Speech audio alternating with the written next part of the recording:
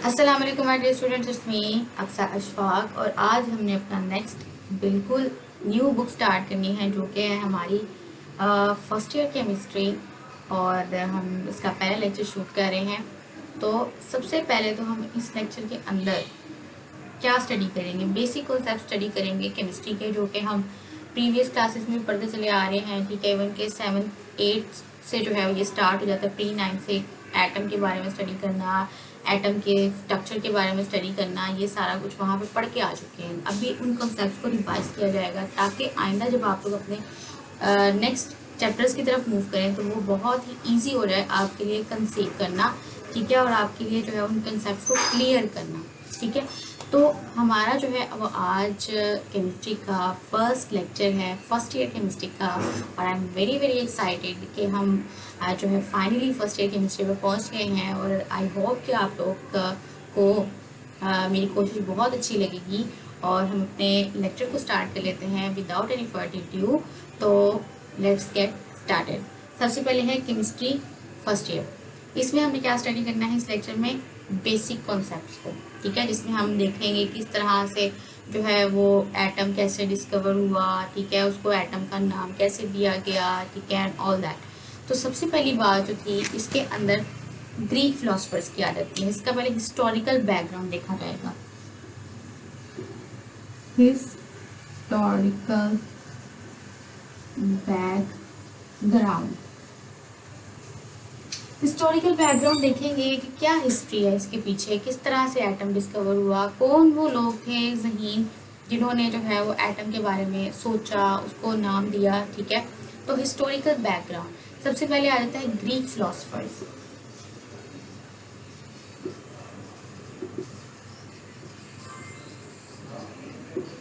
Greek philosophers यानी कि जो यूनान में रहने वाले फिलोसफर्स होते हैं ना, ठीक है, जो आइडियाज अपने पेश करते हैं ना, उसको कहते हैं फिलोसफर। ठीक है, तो ग्रीक फिलोसफर्स, इनका मानना ये था कि मैटर को इतना डिवाइड किया जाए, इतना डिवाइड किया जाए। Matter, what is matter? Matter is anything that can occupy space. ठीक है, और हैव वेट, जिसका कोई ना कोई वजन होता है और वो जगह घेरता है, उसको कहते हैं मैटर।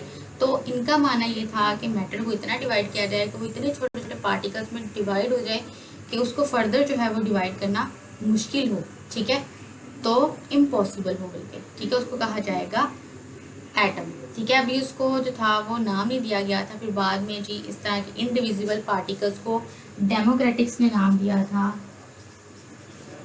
डेमोक्रेटिक्स ने नाम दिया था एटम। और ये वर्ड जो निकला था एटमोस से, एटमोस मीन इंडिविजिबल। ठीक है, ग्रीक फिलोसफर ने सिर्फ ये आइडिया पेश किया था कि अगर मैटर को इतना डिवाइड किया जाए कि उसकी एक ऐसी स्टेज आ जाए कि इतना छोटा पार्टिकल हमें मिल जाए कि उसको फर्दर डिवाइड नहीं किया जा सकता। ठीक है, तो ऐसा पॉसिबल था। ठीक है, इस स्टेज तक हम पहुंच गए थे। उस पार्टिकल को फिर नाम दिया था डेमोक्रेटिक्स ने एटम का, और जो कि निकला था एटमोस वर्ड से। ठीक है, और जिसका मतलब था इंडिविजिबल। ठीक है, लेकिन इनका ये जो एक्सपेरिमेंट था फिलोसफर्स का, ग्रीक फिलोसफर्स को, कोई जो था ये जो था उनका आइडिया, ये कोई एविडेंस बेस्ड नहीं था। ठीक है, तो उसके बाद 17th सेंचुरी आई।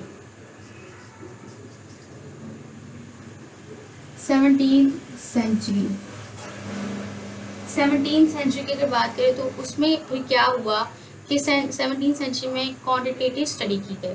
ठीक है, क्वांटिटेटिव स्टडी की गई कंपोजिशन ऑफ प्योर सब्सटेंस की, कि किस तरह से जो सब्सटेंस है वो बना हुआ है। ठीक है, यानी कि किस तरह से एलिमेंट्स मिलकर कंपाउंड बनाते हैं। ठीक है, और फिर इसके बाद जब उनकी डिकम्पोजिशन होती है, ठीक है, तो फिर किस तरह से वो कंपाउंड जो है दोबारा से अपने एलिमेंट्स में कन्वर्ट हो जाता है। ठीक है, यानी कि देखा गया कि कुछ ही एलिमेंट्स हैं, ज़्यादातर कुछ ही एलिमेंट्स हैं जो कि मोस्टली सब्सटेंसेस कंपोजिशन में पाए जाते हैं। ठीक है, और फिर ये भी स्टडी किया गया कि किस तरह से एलिमेंट्स जो है वो मिलके एक कंपाउंड बनाते हैं, और वही कंपाउंड जब टूटता है तो दोबारा से एलिमेंट्स में कैसे कन्वर्ट हो जाता है। ठीक है, तो उसके बाद फिर हमारे पास आया जो डॉल्टन साहब, हमारे पास जो है ये ठीक है, डॉल्टन साहब आए थे। डॉल्टन्स कॉन्सेप्ट या डॉल्टन्स वर्क या डॉल्टन का वर्क कह लो। ठीक है, डॉल्टन ने क्या किया था, डॉल्टन का ये काम था कि एक मतलब पहले तो ये था कौन, ये एक केमिस्ट्री केमिस्ट्री इंग्लिश टीचर था, ठीक है। 1808 की ये बात है कि उसने क्या किया था, 1808 में उसने ये बात जो है वो रिकग्नाइज की थी कि जो लॉज है ना, जो केमिस्ट्री के अंदर लॉज हैं, जो कि हम 9th क्लास में पढ़ के आए हैं, law of conservation of mass and law of definite proportion. अब law of conservation of mass क्या है? Law of conservation of mass यानी कि जो एनर्जी है वो एक फॉर्म से दूसरी फॉर्म में कन्वर्ट तो हो सकती है, लेकिन मतलब एनर्जी को जो है वो एक फॉर्म से दूसरी फॉर्म में कन्वर्ट किया जा सकता है, लेकिन वो ना तो क्रिएट की जा सकती है ना ही डिस्ट्रॉय की जा सकती है, ठीक है। यानी कि ना तो उसको जो है वो बनाया जा सकता है ना ही तबाह किया जा सकता है, लेकिन एक चीज़ से एक फॉर्म से दूसरी फॉर्म में कन्वर्ट ज़रूर किया जा सकता है, ठीक है। तो एनर्जी जो है वो टोटल सेम ही रहती है, ठीक है जी। Law of conservation of mass जो है वो हमें ये कहता है। उसके अलावा law of definite proportion, law of definite proportion हमें क्या कहता है कि डेफिनेट प्रोपोर्शन का मतलब क्या है कि जिन चीज़ों से मिलकर आपका कंपाउंड बना है उसकी वही रेशो रहेगी, ठीक है, जो कि जिन चीज़ों से वो मिलकर बना था। मतलब जैसा कि अगर आप लोग एक एग्जांपल लेते हो, फॉर एग्जांपल वाटर है, ठीक है। अगर वाटर है, ठीक है, उसमें क्या है, hydrogen plus oxygen, hydrogen plus oxygen है, ठीक है। हाइड्रोजन हम ले रहे हैं और प्लस ऑक्सीजन ले रहे हैं, और इसका हमारे पास क्या बन रहा है, H2O बन रहा है, ठीक है। इसी तरह से बाद में हम बैलेंस वगैरह कर लेते हैं। तो इसमें रेशो को देखेंगे, क्या रेशो है। हाइड्रोजन जो है वो हमारे पास क्या है, हाइड्रोजन प्लस ऑक्सीजन, हाइड्रोजन 11% है और ऑक्सीजन हमारे पास कितने परसेंट है, 89%, ठीक है जी। हाइड्रोजन हमारे पास कितने परसेंट है, 2 मोल हमारे पास इसके हैं और 1 मोल हमारे पास इसका है, ठीक है। एक ऑक्सीजन का एटम है और 2 इसके, ठीक है। और यहाँ पे हाइड्रोजन H2O दोनों मिलके जो है वो वाटर बना रहे हैं। 89% है, ये 11% है, इसमें भी यही, फिर ये जाके 100% हमारे पास जो है ना, लेकिन होगा वही वाला तनासुब कि हाइड्रोजन इतने परसेंट होगा और ये इतने परसेंट होगा। बिल्कुल वैसे जैसे अगर हम लोग देखें, अगर कुकिंग करते हैं, ठीक है, कुकिंग अगर करें तो उसमें क्या, हम जो हमने चीज़ बनानी है, फॉर एग्जांपल कोई वेजिटेबल कुक करनी है, तो हम उसमें क्या, फॉर एग्जांपल अगर हम भिंडियों की एग्जांपल लेते हैं, उसमें जितना प्याज होता है क्या हम उतनी भिंडियाँ डाल देते हैं, नहीं ना। एक स्पेसिफिक क्वांटिटी होती है हर चीज़ की। अगर आप उससे ज़्यादा यूज़ कर लोगे एक रेसिपी के अंदर उस चीज़ को, तो फिर वो ख़राब हो जाएगी, ठीक है। यानी कि फिर वो आपको वो वाली प्रोडक्ट नहीं देगी जो कि आपको रिक्वायर्ड है। तो इसका मतलब ये है कि जो आपने चीज़ बनानी है उसको तैयार करने के लिए, जो आपको रेडी करने के लिए पहले से जो चीज़ें चाहिए वो एक डेफिनेट क्वांटिटी में चाहिए, ठीक है, एक डेफिनेट क्वांटिटी में, ठीक है। इनडेफिनेट क्वांटिटी में 1 किलो ये पकड़ लिया, 2 किलो वो पकड़ लिया, 3 किलो और सारा अंदर डाल दिया तो कुछ पता नहीं क्या बन जाएगा, ठीक है। तो हर एक चीज़ की एक डेफिनेट क्वांटिटी होती है जो कि जिस चीज़ से मिलके वो बन रही है आपकी प्रोडक्ट, ठीक है, उसमें भी उसकी वही रेशो रहेगी जो उसके बनने से पहले थी, ठीक है, वही क्वांटिटी रहेगी जो बनने से पहले यूज़ हुई है, ठीक है। फॉर एग्जांपल अगर आपने एक पाव जो है वो भिंडियाँ ली हैं, तो वो 1 पाव भिंडी का ही सालन बनेगा, ना कि वो बाद में आधा किलो नहीं हो जाएगी, ठीक है, वो उतनी ही रहेगी। तो डेफिनेट प्रोपोर्शन का जो मतलब है वो यही, ठीक है। तो डॉल्टन्स का काम ये था कि जो आपके केमिस्ट्री में मोस्ट इंपॉर्टेंट लॉ है, law of conservation of mass and law of definite proportion, ये जो है जी आपके तभी एग्जिस्ट करेंगे अगर तो आप ये बात मानने को तैयार हैं कि एटम जो है वो मौजूद है, ठीक है। क्योंकि मैटर जो है उसका बिल्कुल छोटा सा पार्ट जो है वो एटम है। तो अगर एटम एग्जिस्ट करेगा तो ही ये रिएक्शन होगा, अगर एटम एग्जिस्ट नहीं करेगा तो कोई भी जो है ये लॉज एग्जिस्ट ही नहीं करेंगे, ठीक है। उसके अलावा फिर इसने अपनी थ्योरी भी पेश की थी डॉल्टन साहब ने, और उसका नाम था डॉल्टन्स एटॉमिक थ्योरी, ठीक है। डॉल्टन्स एटॉमिक थ्योरी ने जो है वो पेश की थी, और जिसका पोस्टुलेट ये था कि एटम जो है वो किसी भी मैटर का छोटा सा हिस्सा है, ठीक है, जो कि केमिकल रिएक्शन में पार्टिसिपेट करता है, ठीक है। और उसके अलावा उसने क्या कहा कि एटम जो है वो इंडिविजिबल है, ठीक है, छोटा सा पार्टिकल है, ठीक है, जो कि इंडिपेंडेंटली एग्जिस्ट कर भी सकता है और नहीं भी कर सकता, ठीक है। फॉर एग्जांपल अगर हम बात करें हाइड्रोजन की, हीलियम की, नियॉन की, आर्गॉन की और क्रिप्टॉन की, ये सारी की सारी जो है वो नोबल गैसेज है, इंडिपेंडेंटली एग्जिस्ट कर सकते हैं, ठीक है तो एटम ही ना, ठीक है। लेकिन इसके अलावा भी और हैं, जैसे हाइड्रोजन है, ऑक्सीजन है, नाइट्रोजन है, ये इंडिपेंडेंटली एग्जिस्ट नहीं कर सकते, ठीक है। तो कुछ एटम्स ऐसे जो इंडिपेंडेंटली एग्जिस्ट कर भी सकते हैं, कुछ ऐसे जो नहीं कर सकते हैं, तो वो एटम ही, ठीक है। उसके अलावा जी डॉल्टन्स वर्क भी हमारे पास हो गया, ठीक है। उसके बाद फिर हमारे पास आता है सब एटॉमिक पार्टिकल्स की बात रहती है। अभी तक यही माना जा रहा था कि जो एटम है ना वो फर्दर मतलब कि जो आपका मैटर है, एटम को फर्दर डिवाइड नहीं किया जा सकता, ठीक है। लेकिन फिर फर्दर स्टडीज की गई। अच्छा जी, यहाँ पे भी जो है वो साइंटिस्ट को चैन नहीं मिला, तो उन्होंने जो है वो एटम के अंदर भी घुस के देखना था कि इसके अंदर कौन कौन सी चीज़ पाई जाती है, ठीक है। तो मज़ीद जब उन्होंने स्टडी किया तो पता चला कि एटम जो है वो मज़ीद उसके अंदर सब एटॉमिक पार्टिकल्स पाए जाते हैं। और वो कौन से हैं? इलेक्ट्रॉन, प्रोटॉन, न्यूट्रॉन, ठीक है। उसके अलावा और भी हैं, बोसॉन है, ठीक है, हाइप्रोन है, न्यूट्रॉन है, एंटी न्यूट्रिनो है, ठीक है। और इस तरह के जो है वो 100 से ज़्यादा पार्टिकल्स जो है वो एटम के स्ट्रक्चर के अंदर पाए जाते हैं, ठीक है। एटम के स्ट्रक्चर के अंदर जो है वो पाए जाते हैं, लेकिन जो ज़्यादा इंपॉर्टेंट है एटम के स्ट्रक्चर में वो है इलेक्ट्रॉन, प्रोटॉन एंड न्यूट्रॉन, ठीक है जी। देखा, साइंटिस्ट को चैन नहीं आया ना, मज़ीद स्टडी कर कर के बिल्कुल ऐसा ही होता है। सोचते हैं इंसान, गौर व फिक्र करते हैं, तभी ये सारी स्टडी हुई ना। और इसके बारे में नॉलेज लेके तो हमारा कोई नुकसान नहीं है, ठीक है जी। तो बिल्कुल स्टूडेंट्स, आप यही रिएक्शन होते हैं, साइंटिस्ट को ऐसे चैन नहीं आया और ये पता नहीं क्या क्या इन्होंने जो है वो डिस्कवर कर दिया है। तो डिस्कवर इसलिए किया है कि हमारे नॉलेज में इजाफा हो, हम लोग उसको सोच के मज़ीद उसमें कोई डिस्कवरी लेके आए। लेकिन हम लोग जो है वो उलझे पड़े हैं बच्चों।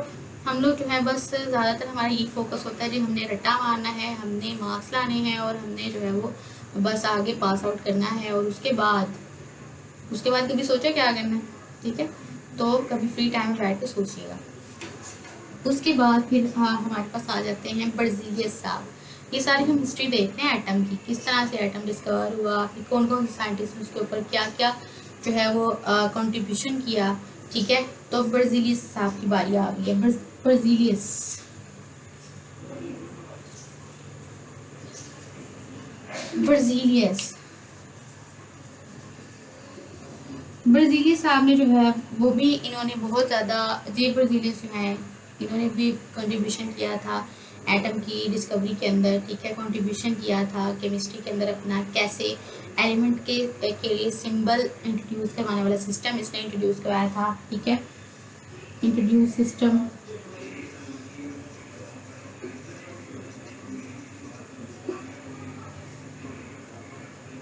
To give symbol to atom, ठीक है, कि एटम्स को जो है वो सिंबल दिए जा सकते हैं। दूसरा, इसने जो है वो एटॉमिक नंबर्स इंट्रोड्यूस करवाए थे ऑफ एलिमेंट्स के एटॉमिक नंबर इसने इंट्रोड्यूस करवाए, एलिमेंट्स के इसने एटॉमिक नंबर इंट्रोड्यूस करवाए थे, जो कि मॉडर्न वैल्यूज जो डिस्कवर हो चुकी हैं एटम्स की, उनके बहुत करीब हैं। फॉर एग्जांपल, जैसा कि अगर क्लोरीन को देखा जाए तो इसकी जो आपके पास बर्ज़िलियस वैल्यू है और ये मॉडर्न वैल्यू, तो बर्ज़िलियस वैल्यू क्लोरीन की है 35.45 और इसकी है 35.55। उसके बाद फिर हमारे पास कॉपर आ जाता है, ठीक है। I hope I am not doing 4.1 और यहाँ पे आ जाती है 4.5। फिर उसके बाद कॉपर है, कॉपर का है 63 और मॉडर्न वैल्यू क्या है 63.55, ठीक है। उसके बाद फिर हमारे पास एक और है एटम, क्लोरीन, कॉपर और साथ में फिर हमारे पास है जी नाइट्रोजन 14.05 और मॉडर्न वैल्यू क्या है 14.01, ठीक है। तो ये सारी की सारी जो है वो वैल्यूज़ हैं, ये बर्ज़िलियस वैल्यूज़ हैं एटॉमिक नंबर्स की, जो कि इसने इंट्रोड्यूस करवाई थी अपने दौर में।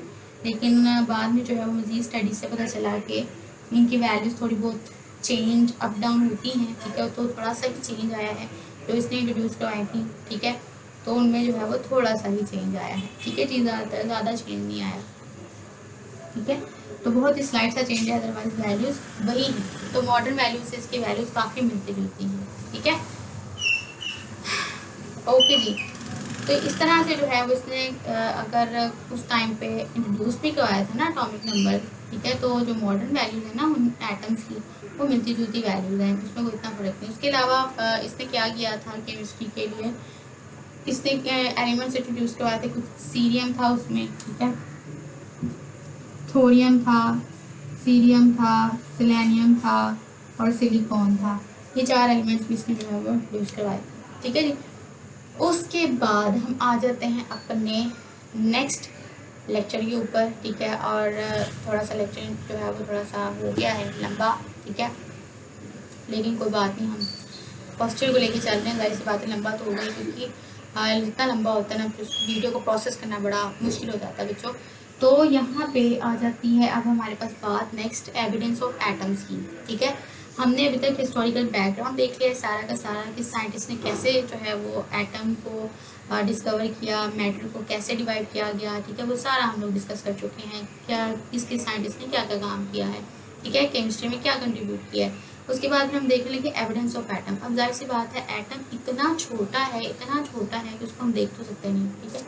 जैसे अगर आप बात करो एक डॉट की, इसके अंदर भी मिलियंस ऑफ एटम्स हैं, ठीक है। वो कैसे, वो भी पता चल जाएगा, ठीक है। जैसा कि अगर हम देखें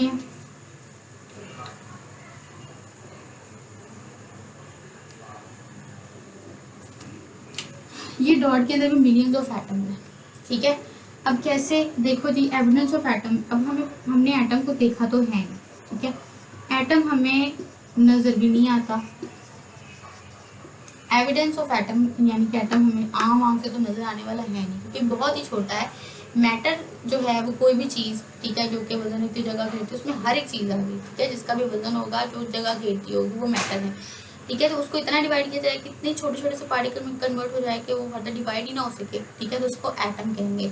तो अगर इतने छोटे से पार्टिकल में डिवाइड भी हो जाता है, उसको फर्दर डिवाइड नहीं किया जा सकता, तो हम उसको कैसे देखेंगे, हमें कैसे पता चलेगा कि एटम कहाँ पे है, कैसे एग्जिस्ट कर रहा है, ठीक है, क्योंकि वो इतना छोटा है। तो आम आंख से देखना तो एटम को इम्पॉसिबल हो गया। तो जाहिर सी बात है फिर साइंटिस्ट ने कोई ऐसा तरीका तो देखना था कि जी हाँ बिल्कुल, अगर एटम एग्जिस्ट करता है तो उसको अब हम देखना भी चाहते हैं, ठीक है। तो उन्होंने क्या किया कि माइक्रोस्कोप से इंट्रोड्यूस करवाएं इस प्रोसेस के लिए, ठीक है।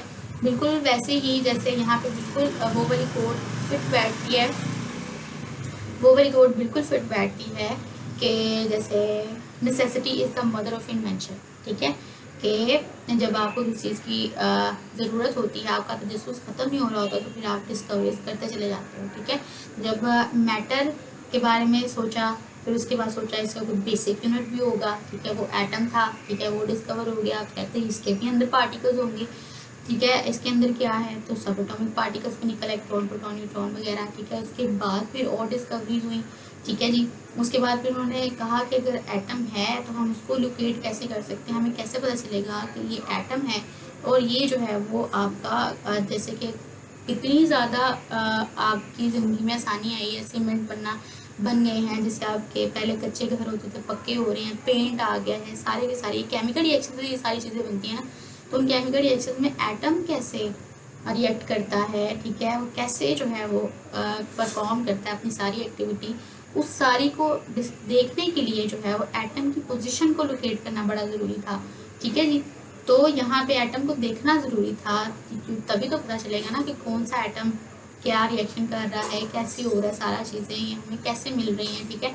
तो वो सारा स्टडी करने के लिए फिर हमें जो है वो माइक्रोस्कोप की ज़रूरत पड़ी, ठीक है, साइंटिस्ट को। उन्होंने जो है वो माइक्रोस्कोप इंट्रोड्यूस करवाई सबसे पहले, कंपाउंड माइक्रोस्कोप। ये कंपाउंड माइक्रोस्कोप के अंदर जो है वो लाइट यूज़ की जाती थी, ठीक है। और लाइट की जो वेवलेंथ है ना, लाइट की जो वेवलेंथ है, लैम्डा जो है वो वेवलेंथ का सिंबल होता है, लाइट की वेवलेंथ का सिंबल। तो लाइट की जो वेवलेंथ है ना बेटा जी, वो बहुत ही बड़ी है, ठीक है, एज़ कम्पेयर टू द कोई भी ऑब्जेक्ट। लाइट की वेवलेंथ इतनी बड़ी है कि वो कोई भी ऐसा ऑब्जेक्ट जिसका साइज़ जो है वो 500 नैनोमीटर या फिर उससे ज़्यादा हो, उसको उसको ये जो है वो दिखा सकती है, ठीक है। उसको जो इस लाइट को लाइट के ज़रिए से, जो कि कंपाउंड माइक्रोस्कोप में यूज़ हो रही है, ठीक है, तो कोई ऐसा ऑब्जेक्ट जिसकी वेवलेंथ 500 नैनोमीटर, ठीक है, यहाँ पे इससे ज़्यादा होगा, उससे जो है उसको देखा जा सकता है। अदरवाइज इससे अगर छोटी वेवलेंथ है तो फिर उसको देखा नहीं जा सकता, ठीक है जी। तो लाइट की वेवलेंथ थोड़ी सी बड़ी थी, ठीक है। तो आप लोग इसमें क्योंकि लाइट यूज होती है तो एटम को देखना इसकी मदद से इम्पॉसिबल है। फिर उन्होंने दूसरा देखा कि हम किसी और तरीके से देखते हैं कंपाउंड। फिर इसके अलावा जो है एक और माइक्रोस्कोप आ गया, उसका नाम था electron microscope. Electron microscope, electron microscope के अंदर जो है वो इलेक्ट्रॉन्स की बीम इस्तेमाल होती थी, ठीक है। इलेक्ट्रॉन की बीम इस्तेमाल होती थी, जो भी आपका मैटर है जिसमें भी आपने एटम को देखना है, ठीक है, तो आप इलेक्ट्रॉन बीम उसके ऊपर थ्रो करवाते थे, ठीक है। और आप क्योंकि इलेक्ट्रॉन की जो बीम है उसकी वेवलेंथ छोटी होती है, ठीक है, तो एटम को डिटर्मिन करना, एटम को देखना जो है वो आसान हो जाता है इलेक्ट्रॉन माइक्रोस्कोप के ज़रिए से, क्योंकि इसमें इलेक्ट्रॉन की बीम इस्तेमाल हो रही होती है और ये इसकी वेवलेंथ होती है छोटी, ठीक है। तो एटम खुद भी छोटा ही है, तो ये इजीली डिटेक्ट कर सकता है एटम को, ठीक है। तो इलेक्ट्रॉन माइक्रोस्कोप के ज़रिए से एटम को देख लिया गया। उसके बाद फिर वो कहते हैं कि इलेक्ट्रॉन माइक्रोस्कोप फोटोग्राफ भी लेके देखेंगे ग्रेफाइट की, जिसमें जो है वो कार्बन की लेयर्स होती हैं, ठीक है। ग्रेफाइट और डायमंड के बारे में आपने देखा होगा, जिसमें कार्बन जो है वो मतलब कार्बन का एक बिल्कुल स्ट्रक्चर होता है, किस तरह से वो अरेंजमेंट करता है सारे का सारा, क्या उसको बोलते हैं, कैटिनेशन का प्रोसेस होता है उसमें, ठीक है, किस तरह से कार्बन मिलके एक ग्रेफाइट बनाता है। तो उस ग्रेफाइट को का जो आपका स्ट्रक्चर है, ठीक है, ग्रेफाइट जो है ना उसके एक इमेज अगर ली है ना इलेक्ट्रॉन माइक्रोस्कोप से, तो उसको 15 मिलियन टाइम्स बड़ा करके दिखाया गया आपकी बुक के अंदर, बिल्कुल इस तरह से आपको जो है वो एक इमेज सी दिखाई गई है।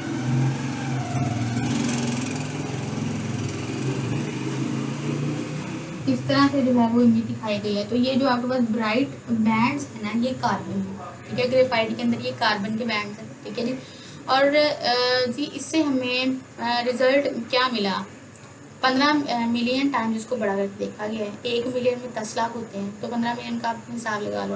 रिजल्ट ऑफ एक्सरेज वर्क 20वीं सेंचुरी में अगर देखा जाए तो एक्सरे वर्क से जो हमें अब ये सारा काम जो किया है, ठीक है, जिससे हमें पता चला है कि जी हाँ एटम एग्जिस्ट करता है, जाहिर सी बात है एटम है तो उसका कोई ना कोई डायमीटर भी होगा, डायमीटर मतलब उसका कोई ना कोई साइज़ होगा, ठीक है, और कोई उसकी जो है वो मैस भी होगा, ठीक है। तो डायमीटर को क्या कहा गया, डायमीटर ऑफ एटम,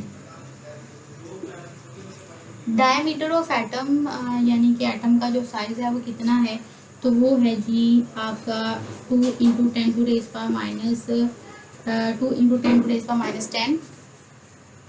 हाँ जी -10 मीटर्स, जो कि किसके बराबर है 0.2 नैनोमीटर, जो कि किसके बराबर है 2 एंगस्ट्रॉम के, और 1 एंगस्ट्रॉम किसके बराबर है 10⁻10 मीटर से, ठीक है। उसके बाद डायमीटर की बात होगी जी, डायमीटर की वैल्यू है एटम की, जो कि कैलकुलेट करके हमें बताई गई है, किसने बताई है, साइंटिस्ट ने बताई है, जिन्होंने इसको जो है वो डिस्कवर किया है। उसके बाद हम मैथ्स पे आ जाते हैं। मैथ्स को जो है उसका केजी में भी शो किया जाता है, ग्राम में, मिलीग्राम में, ठीक है। उसके अलावा एएमयू में भी। मैथ्स ऑफ एटम की बात करें तो मैथ्स ऑफ एटम जो है वो कितना होता है भाई, मैथ्स ऑफ एटम आपके पास होता है 10 टू रेज पावर -27 kg, या फिर और 10 टू रेज पावर -24 ग्राम, या फिर 10 टू रेज पावर -21 मिलीग्राम। अब आप लोग यूनिट्स की कन्वर्जन पढ़ के आ चुके हो, ठीक है। जैसे अगर सेंटीमीटर को मीटर में कन्वर्ट करना है, ठीक है, तो क्या करते हो, ठीक है, और मीटर को सेंटीमीटर में कन्वर्ट करना है तो आप लोग पता है 1 मीटर जी को 100 सेंटीमीटर, ठीक है। ये सारे यूनिट्स की कन्वर्जन हम लोग पढ़ के आ चुके हैं, ठीक है जी। उसके अलावा इसके मैथ्स को जो है वो एएमयू में भी कन्वर्ट किया जाता है, मतलब शो किया जाता है। 1 AMU is equal to 1.661 × 10 to raise power -27 kg, ठीक है, -27 kg, या फिर 1.661 × 10 टू रेज पावर -24 ग्राम, या फिर 1.661 × 10 टू रेज -21 मिलीग्राम, ठीक हो गया।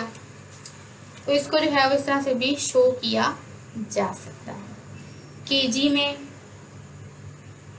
10 to raise -2 × 10 to raise power 10 to raise 27 to 25 kg।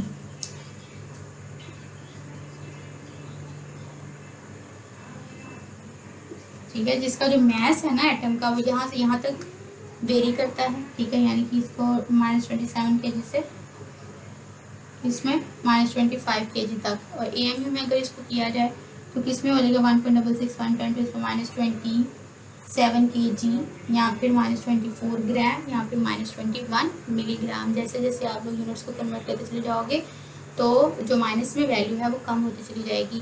कैसे? बिल्कुल ऐसे ही जैसे कि अगर आप लोग मीटर टू सेंटीमीटर या सेंटीमीटर टू मीटर कन्वर्ट करते हो तो 1 मीटर किसके बराबर होता है? 100 सेंटीमीटर के। ठीक है, और 2 सेंटीमीटर किसके बराबर हो जाएगा? जितनी वैल्यू है, जैसे कि अगर 1 metre is equal to 100 centimetre, और 2 मीटर किसके बराबर हो जाएगा? आप 2 × 100 कर दोगे। ठीक है, यहाँ पे 2 × 10⁻²⁴ कर दोगे। इस तरह से जो है वो वैल्यूज की कन्वर्शन होती है। ठीक है जी। 1 सेंटीमीटर को अगर नैनोमीटर में कन्वर्ट करना हो तो 1 मीटर आपके पास इससे बराबर होता है 100 सेंटीमीटर के। और नैनोमीटर का मतलब होता है आप क्या होता है? नैनोमीटर का मतलब होता है मिलियन ऑफ अ मीटर, बहुत ही ज़्यादा छोटा यूनिट, बहुत ज़्यादा छोटा यूनिट। ठीक है, तो ये बात होती है। और कंसीक्वेंस इसका क्या मिला? एक्सरे रिजल्ट का हमें अच्छा, जिससे हमें डायमीटर पता चल गया, मैथ में पता चल गया, जिस तरह से इसको जो है वो केजी में AMU में भी जो है वो बताया जाता है। कंसीक्वेंस इसका ये निकला, एटम इतना छोटा है कि जैसे कि अगर इसको किसमें ग्राम में या मिलीग्राम में भी अगर शो किया जा रहा है, ठीक है, तो आप यहीं से हिसाब लगा लो इसका मैच है वो कितना छोटा होगा एक एटम का। ठीक है, और AMU यानी कि एटॉमिक मास यूनिट बहुत ही छोटा यूनिट। ठीक है, बहुत ही ज़्यादा छोटा यूनिट, जो कि जिसमें इसको रिप्रेजेंट किया जाता है।